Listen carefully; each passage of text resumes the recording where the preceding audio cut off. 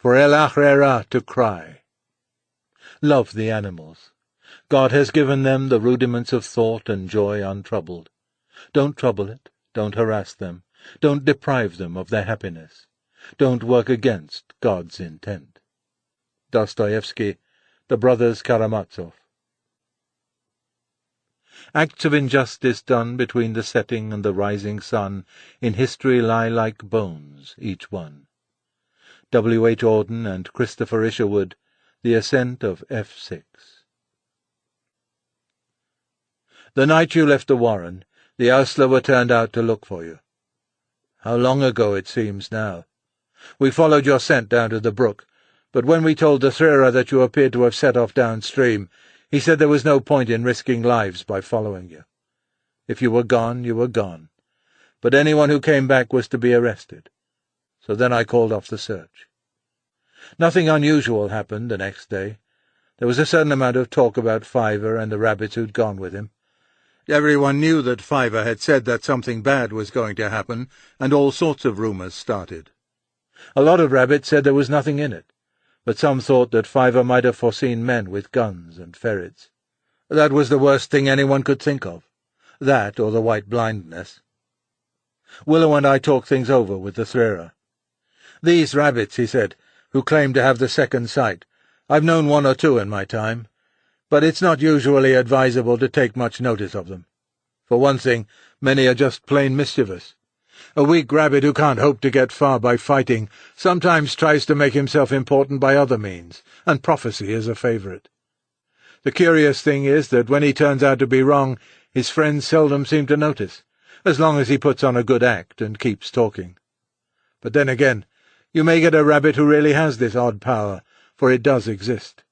He foretells a flood, perhaps, or ferrets and guns.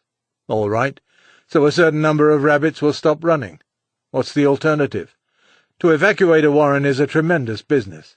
Some refuse to go. The chief rabbit leaves with as many as will come. His authority is likely to be put to the most severe test, and if he loses it, he won't get it back in a hurry. At the best, you've got a big bunch of chresil trailing around in the open, probably with does and kittens tacked on. Eli'll appear in hordes. The remedy's worse than the disease. Almost always it's better for the warren as a whole if rabbits sit tight and do their best to dodge their dangers underground. Of course. I never sat down and thought, said Fiver. It would take the Threra to think all that out. I simply had the screaming horrors, great golden frith. I hope I never have them like that again. I shall never forget it. That and the night I spent under the yew tree. There's terrible evil in the world. It comes from men, said Holly. All other Eli'll do what they have to do, and Frith moves them as he moves us. They live on the earth, and they need food. Men will never rest till they've spoiled the earth and destroyed the animals. But I'd better go on with this tale of mine. The next day, in the afternoon, it began to rain. "Those scrapes we dug in the bank," whispered Buckthorn to Dandelion. Everyone was underground, just chewing pellets or sleeping. I'd gone up for a few minutes to pass Hraka. I was on the edge of the wood, quite near the ditch, when I saw some men come through the gate at the top of the opposite slope, up by that board thing. I don't know how many there were, 3 or 4, I suppose. They had long black legs, and they were burning white sticks in their mouths. They didn't seem to be going anywhere. They began walking slowly about in the rain, looking at the hedges and the brook. After a time, they crossed the brook and came clumping up toward the warren. Whenever they came to a rabbit hole, one of them would prod at it, and they kept talking all the time. I remember the smell of the elder bloom in the rain, and the smell of the white sticks. Later, when they came closer, I slipped underground again. I could hear them for some time, thumping about and talking. I kept thinking, well, they've got no guns and no ferrets, but somehow I didn't like it. "What did the Threra say?" asked Silver. "I've no idea. I didn't ask him, and neither did anyone else, as far as I know. I went to sleep, and when I woke there was no sound up above. It was evening, and I decided to silflay. The rain had settled in, but I pottered round and fed for a while all the same. I couldn't see that anything was altered, except that here and there the mouth of a hole had been poked in. The next morning was clear and fine. Everyone was out for Silfley as usual. I remember Nightshade told the Threra that he ought to be careful not to tire himself now that he was getting on in years. And the Threra said he'd show him who was getting on in years, and cuffed him and pushed him down the bank. It was all quite good-humoured, you know, but he did it just to show Nightshade that the Chief Rabbit was still a match for him. I was going out for lettuces that morning, and for some reason or other I'd decided to go alone. "Three's the usual number for a lettuce party," said Bigwig. "Yes, I know 3 used to be the usual number, but there was some special reason why I went alone that day. Oh, yes, I remember. I wanted to see if there were any early carrots. I thought they might just be ready, and I reckoned that if I was going hunting about in a strange part of the garden, I'd be better off by myself. I was out most of the morning, and it can't have been long before Frith when I came back through the wood. I was coming down Silent Bank. I know most rabbits preferred the green loose, but I nearly always went by Silent Bank. I'd got into the open part of the wood, where it comes down toward the old fence, when I noticed a Rodudu in the lane at the top of the opposite slope. It was standing at the gate by the board, and a lot of men were getting out. There was a boy with them, and he had a gun. They took down some big, long things. I don't know how to describe them to you. They were made of the same sort of stuff as a Rodudu, and they must have been heavy, because it took 2 men to carry one of them. The men carried these things into the field, and the few rabbits who were above ground went down. I didn't. I'd seen the gun, and I thought they were probably going to use ferrets, and perhaps nets, so I stayed where I was and watched. I thought, as soon as I'm sure what they're up to, I'll go and warn the Threra. There was more talking and more white sticks. Men never hurry, do they? Then one of them got a spade and began filling in the mouths of all the holes he could find. Every hole he came to, he cut out the turf above and pushed it into the hole. That puzzled me, because with ferrets they want to drive the rabbits out. But I was expecting that they'd leave a few holes open and net them, although that would have been a foolish way to ferret, because a rabbit that went up a blocked run would be killed underground, and then the man wouldn't get his ferret back very easily, you know. "Don't make it too grim, Holly," said Hazel, for Pipkin was shuddering at the thought of the blocked run and the pursuing ferret. "Too grim," replied Holly bitterly. "I've hardly started yet. Would anyone like to go away?" No one moved, and after a few moments he continued. Then another of the men fetched some long, thin, bending things. I haven't got words for all these men things, but they were something like lengths of very thick bramble. Each of the men took one and put it on one of the heavy things. There was a kind of hissing noise, and, well, I know you must find this difficult to understand, but the air began to turn bad. For some reason I got a strong scent of this stuff that came out of the bramble things, even though I was some way off, and I couldn't see or think. I seemed to be falling. I tried to jump up and run, but I didn't know where I was, and I found I'd run down to the edge of the wood, toward the men. I stopped just in time. I was bewildered, and I'd lost all idea of warning the Threra. After that, I just sat where I was. The men put a bramble into each hole they'd left open, and after that nothing happened for a little while. And then I saw Scabious. You remember Scabious? He came out of a hole along the hedge, one they hadn't noticed. I could see at once that he'd smelled this stuff.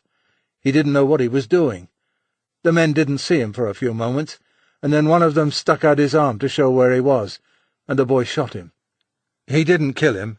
Scabious began to scream, and one of the men went over and picked him up and hit him. I really believe he may not have suffered very much, because the bad air had turned him silly, but I wish I hadn't seen it. After that, the man stopped up the hole that Scabious had come out of. By this time the poisoned air must have been spreading through the runs and burrows underground. I can imagine what it must have been like. "You can't," said Bluebell. Holly stopped, and after a pause Bluebell went on. "I heard the commotion beginning before I smelled the stuff myself. The does seemed to get it first, and some of them began trying to get out. But the ones who had litters wouldn't leave the kittens, and they were attacking any rabbit who came near them. They wanted to fight, to protect the kittens, you know. Very soon the runs were crammed with rabbits, clawing and clambering over each other. They went up the runs they were accustomed to use and found them blocked. Some managed to turn round, but they couldn't get back because of the rabbits coming up. And then the runs began to be blocked lower down with dead rabbits, and the live rabbits tore them to pieces. I shall never know how I got away with what I did. It was a chance in 1,000. I was in a burrow near one of the holes that the men were using. They made a lot of noise putting the bramble thing in, and I've got an idea it wasn't working properly. As soon as I picked up the smell of the stuff, I jumped out of the burrow, but I was still fairly clear-headed. I came up the run just as the men were taking the bramble out again. They were all looking at it and talking, and they didn't see me. I turned round actually in the mouth of the hole and went down again. Do you remember the slack run? I suppose hardly a rabbit went down there in our lifetime. It was so very deep, and it didn't lead anywhere in particular. No one knows even who made it. Frith must have guided me, for I went straight down into the slack run and began creeping along it. I was actually digging at times. It was all loose earth and fallen stones. There were all sorts of forgotten shafts and drops that led in from above, and down those were coming the most terrible sounds. Cries for help, kittens squealing for their mothers, Ostler trying to give orders, rabbits cursing and fighting each other. Once a rabbit came tumbling down one of the shafts, and his claws just scratched me, like a horse-chestnut burr falling in autumn. It was Celandine, and he was dead. I had to tear at him before I could get over him. The place was so low and narrow, and then I went on. I could smell the bad air, but I was so deep down that I must have been beyond the worst of it. Suddenly I found there was another rabbit with me.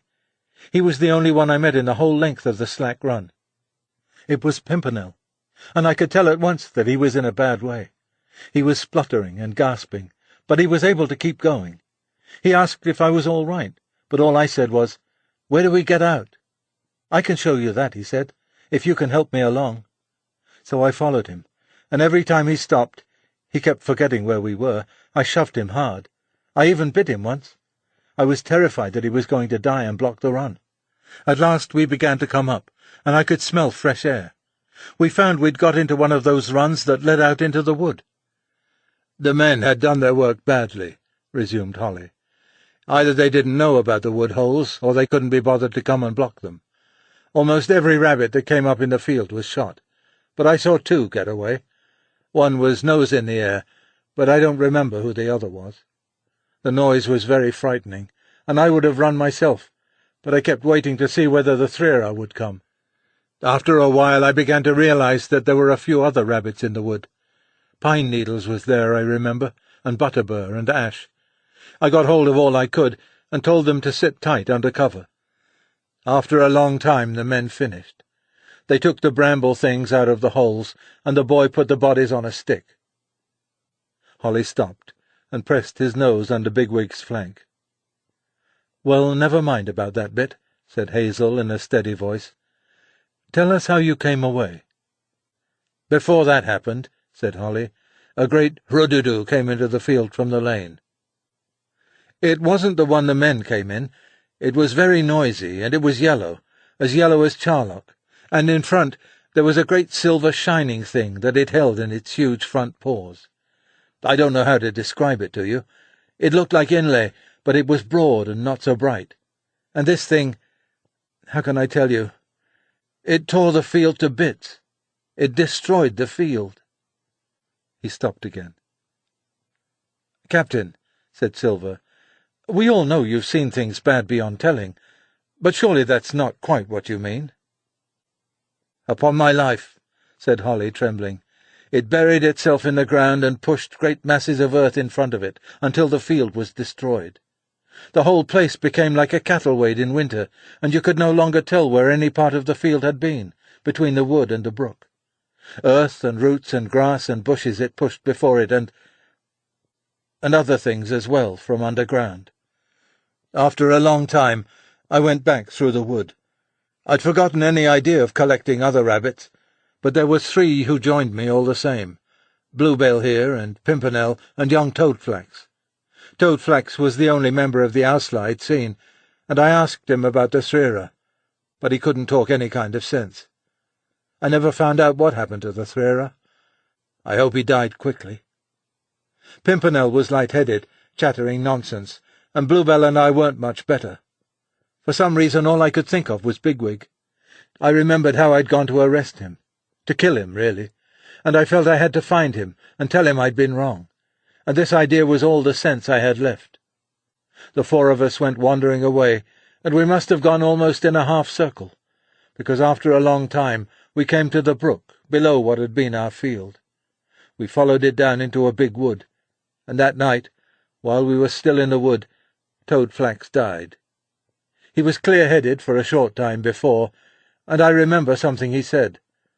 Bluebell had been saying that he knew the men hated us for raiding their crops and gardens, and Toadflax answered, "That wasn't why they destroyed the warren. It was just because we were in their way. They killed us to suit themselves." Soon after that he went to sleep, and a little later, when we were alarmed by some noise or other, we tried to wake him, and realized he was dead. We left him lying where he was, and went on till we reached the river. I needn't describe it, because I know you were all there. It was morning by this time. We thought you might be somewhere near, and we began to go along the bank upstream, looking for you. It wasn't long before we found the place where you must have crossed. There were tracks, a great many, in the sand under a steep bank, and Hraka about 3 days old. The tracks didn't go upstream or downstream, so I knew you must have gone over. I swam across and found more tracks on the other side, so then the others came over too. The river was high. I suppose you must have had it easier before all the rain. I didn't like the fields on the other side of the river. There was a man with a gun who kept walking everywhere. I took the other two on, across a road, and soon we came to a bad place, all heather and soft black earth. We had a hard time there, but again I came upon Hraka about 3 days old, and no sign of holes or rabbits, so I thought there was a chance that they were yours. Bluebell was all right, but Pimpernel was feverish, and I was afraid he was going to die too. Then we had a bit of luck, or so we thought at the time. That night we fell in with a hlessie on the edge of the heather, an old tough rabbit with his nose all scratched and scarred, and he told us that there was a warren not far off, and showed us which way to go. We came to woods and fields again, but we were so much exhausted that we couldn't start looking for the warren. We crept into a ditch, and I hadn't the heart to tell one of the others to keep awake. I tried to keep awake myself, but I couldn't. "When was this?" asked Hazel. "The day before yesterday," said Holly, "early in the morning. When I woke it was still some time before Nifrith. Everything was quiet, and all I could smell was rabbit, but I felt at once that something was wrong. I woke Bluebell, and I was just going to wake Pimpernel when I realized that there was a whole bunch of rabbits all round us. They were great big fellows, and they had a very odd smell. It was like— well, like— "We know what it was like," said Fiver. "I thought you probably did." Then one of them said, "My name's Cowslip. Who are you, and what are you doing here?" I didn't like the way he spoke, but I couldn't see that they had any reason to wish us harm, so I told him that we'd had a bad time and come a long way, and that we were looking for some rabbits from our warren, Hazel, Fiver, and Bigwig. As soon as I said those names, this rabbit turned to the others and cried, "I knew it! Tear them to pieces!" And they all set on us. One of them got me by the ear and ripped it up before Bluebell could pull him off. We were fighting the lot of them. I was so much taken by surprise that I couldn't do a great deal at first. But the funny thing was that although they were so big and yelling for our blood, they couldn't fight at all. They obviously didn't know the first thing about fighting. Bluebell knocked down a couple twice his size, and although my ear was pouring with blood, I was never really in danger. All the same, they were too many for us, and we had to run. Bluebell and I had just got clear of the ditch when we realized that Pimpernel was still there. He was ill, as I told you, and he didn't wake in time. So after all he'd been through, poor Pimpernel was killed by rabbits. What do you think of that?" "I think it was a damned shame," said Strawberry, before anyone else could speak. "We were running down the fields, beside a little stream," Holly went on. "Some of these rabbits were still chasing us, and suddenly I thought, well, I'll have one of them anyway. I didn't care for the idea of doing nothing more than just run away to save our skins, not after Pimpernel. I saw that this Cowslip was ahead of the others and out on his own, so I let him catch me up, and then I suddenly turned and went for him. I had him down, and I was just going to rip him up when he squealed out, "I can tell you where your friends have gone." "Hurry up, then," I said, with my back legs braced in his stomach. "They've gone to the hills," he panted. "The high hills you can see are way over there. They went yesterday morning." I pretended not to believe him, and acted as though I was going to kill him. But he didn't alter his story, so I scratched him and let him go, and away we came. It was clear weather, and we could see the hills plainly enough. After that, we had the worst time of all. If it hadn't been for Bluebell's jokes and chatter, we'd have stopped running for certain. "Racker one end, jokes the other," said Bluebell. "I used to roll a joke along the ground, and we both followed it. That was how we kept going." "I can't really tell you much about the rest of it," said Holly. "My ear was terribly painful, and all the time I kept thinking that Pimpernel's death was my fault. If I hadn't gone to sleep, he wouldn't have died. Once we tried to sleep again, but my dreams were more than I could bear. I was out of my mind, really. I had only this one idea, to find Bigwig and tell him that he'd been right to leave the warren. At last we reached the hills, just at nightfall of the next day. We were past caring. We came over the flat, open land at owl time. I don't know what I'd been expecting. You know how you let yourself think that everything will be all right if you can only get to a certain place or do a certain thing. But when you get there, you find it's not that simple. I suppose I'd had some sort of foolish notion that Bigwig would be waiting to meet us. We found the hills were enormous, bigger than anything we'd ever seen. No woods, no cover, no rabbits, and night setting in. And then everything seemed to go to pieces. I saw Scabious, as plain as grass, and heard him crying, too. And I saw the Threra and Toadflax and Pimpernel. I tried to talk to them. I was calling Bigwig, but I didn't really expect him to hear, because I was sure he wasn't there. I can remember coming out from a hedge into the open, and I know I was really hoping that the Eliel would come and make an end of me. But when I came to my senses, there was Bigwig. My first thought was that I must be dead, but then I began to wonder whether he was real or not. Well, you know the rest. It's a pity I frightened you so much, but if I wasn't the Black Rabbit, there's hardly a living creature that can ever have been closer to him than we have." After a silence, he added, "You can imagine what it means to Bluebell and me to find ourselves underground, among friends. It wasn't I who tried to arrest you, Bigwig. That was another rabbit, long, long ago."